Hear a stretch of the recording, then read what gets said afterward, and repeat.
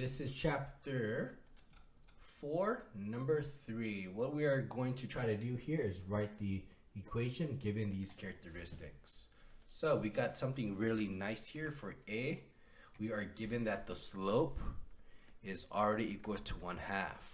But we have a point and we are missing the y-intercept, the b equals 2. So what we are going to do is use a point. And the point here is this. x1 is equal to -8 and y1 is equal to 4. You use the equation of y equals mx plus b. All right, this is the equation that we have. All right, so take a look. That y is now replaced with the number 4. The m is now replaced with a 1/2. And the x is replaced by a -8. Okay, let's simplify. 4 is equal to 1/2 times -8 is -4 plus b. Then we're going to add 4 to both sides. So b here is going to be equal to 8. So the y-intercept here is b equals to 8.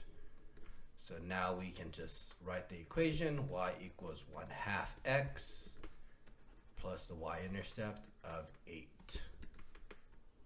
Okay, y equals 1/2 x plus 8. All right, let's take a look here for b. Here we have the slope is equal to -1. We are now also missing the y-intercept. Okay. So b is going to be equal to a question mark. We don't know. So we're going to use a point. The point you're going to use is 5, 6. X is equal to 5. Y is equal to -6. Here's the equation. Let's substitute things in.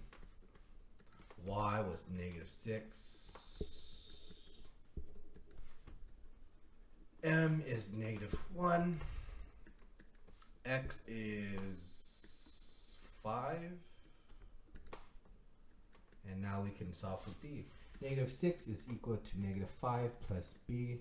Add 5 to both sides. This gets you -1 is equal to b. So here the y-intercept is -1. Here's our equation. Y equals mx plus b. Substitute in the -1 here for x, and then you can substitute in this -1 for also b. Okay, and there you go.